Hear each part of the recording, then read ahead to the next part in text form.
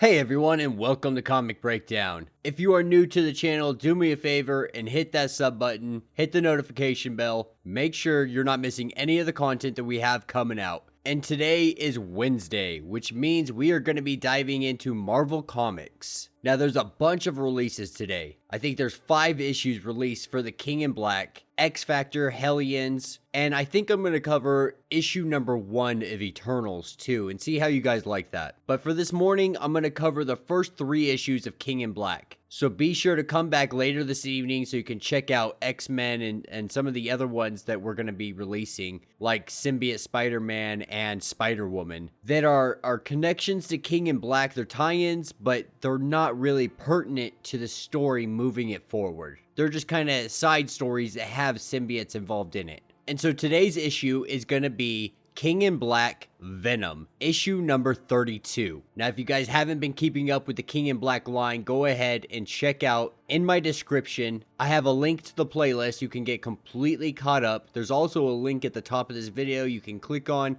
that'll bring you to that, and you'll find out everything going on with Knull, with his dragon symbiotes, and his takeover of Earth. And with that being said, let's get into this issue. So our story picks up with Eddie Brock, laid out on a car after Knull had dropped him from a skyscraper. No one was there to be able to save him. You know, we saw in previous issues Eddie Brock had flatlined. And this is kind of what we're getting here, because Eddie Brock, by all accounts, has died. But we see him falling, and he continues to fall further and further away from Earth. This is almost like the other side, almost like limbo in a sense. And then he realizes that he's in the hive. And Eddie Brock is able to break out of this almost seemingly endless fall that he is in. And he lands. And landing on the ground, he looks up and he sees a symbiote. And as the face mask comes off, we see that it's Rex. And Eddie Brock really has no clue what is going on, like how he's here, how this is even possible. He's just so confused right now and just has no idea what's going on. He goes to try to rescue a family and just completely phases through them. He goes to try to attack one of these symbiote dragons trying to protect people. And this is when he comes back through and Rex lets him know, like, whatever that was, it was a warning. And then they look around and they see all the people connected to the hive.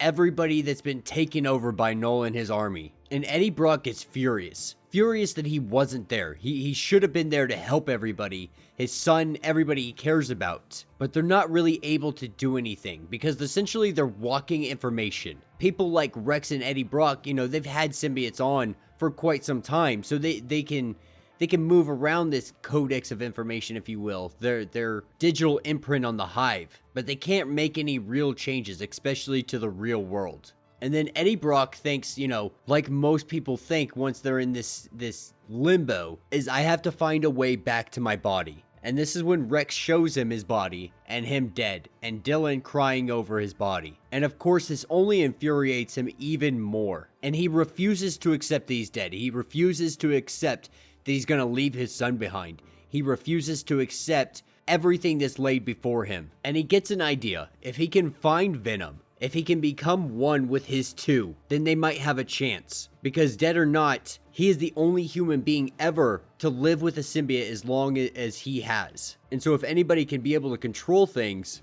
it might be Eddie Brock. But the only problem with that is that Venom is currently in the hands of Knull. And so now they have to try to find a way to get this symbiote, to get Venom back with Eddie Brock. And Rex offers his hand and help, but also lets him know that he has somebody that's been laying around, if you will. Somebody that's willing to help out. And that somebody is no other than Agent Flash, aka Venom Thompson, in full tack gear. And that will be the end of this issue. Now I have to say, I personally really did enjoy this issue. I've been enjoying King in Black as a whole. It really is a phenomenal storyline, and having the symbiotes and Venom and Eddie Brock, you know, it's just an amazing story altogether. It's really well written. Some of these issues, like I was saying earlier, like Spider-Woman and stuff, you know, they're not huge tie-ins to it, so they're not vastly important to the story, but the ones that do focus on the story